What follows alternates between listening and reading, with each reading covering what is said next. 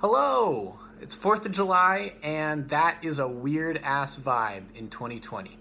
I'm not feeling particularly patriotic right now, but I want to highlight a couple things that are making me feel good about the community that I live in. Not to blunt the very real issue of racism that we're grappling with now and have been grappling with for 400 years. It's the original sin of this country. But because protest and change is exhausting. And to live in the suck all the time, I think, can be draining. And so if we're going to make the change that we want to see to finally create a country that lives up to the unfulfilled promise of equality, we're going to need energy. And so both for myself and for anyone watching, I want to highlight what, if anything, is making me feel prideful or patriotic today. All right, so the first one, I think obviously, is the scale of the Black Lives Matter protests that have sprung up since the murder of George Floyd.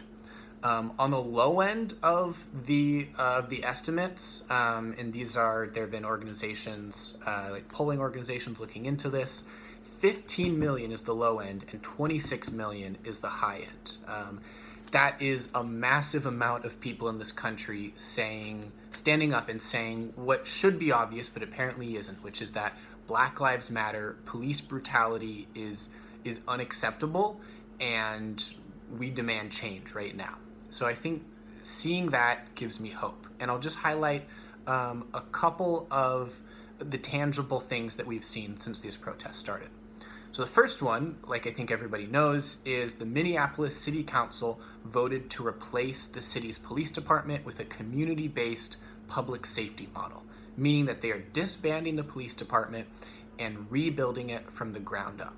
Now, we don't yet know exactly what that looks like, but I think that tangible impact bears repeating for folks who are already familiar with it, because it seems like an incredibly tangible step in the right direction, and is exactly what we are calling for: defunding the police, rethinking policing in this country. Another one that I think hasn't been reported on as much but excites me is that the Dallas Police Department has instituted an order that officers are required to intervene when they see other officers using excessive force. And the reason why that makes me sort of excited and happy to see it is because, particularly with the murder of George Floyd, we saw that there was both the officer doing the act, and then there are usually other officers around who are complicit in that they are not intervening. And so I think to incentivize that intervention and to say, not murdering a black man is not enough. If you are a police officer and your fellow police officer over there is, for example, kneeling on the neck of somebody and choking the life out of them, that you need to step in. Like, that is on you.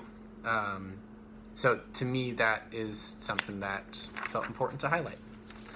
Okay, the last two things are a couple of what I feel like kind of fun nonprofit stories from around the United States. So one is that the nonprofits Global PPE and the nonprofit Partnership with Native Americans are partnering to bring, I think thus far, 10,000 surgical masks to impoverished tribes in southwest and northwest regions of the United States.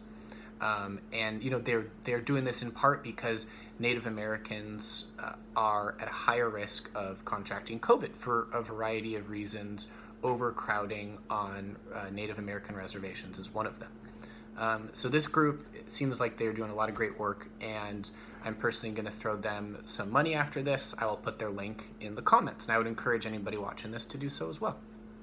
All right, and the last one is in June, the Voyages Institute, which is a nonprofit dedicated to preserving the world's oceans. They set a record with the largest open ocean cleanup in history.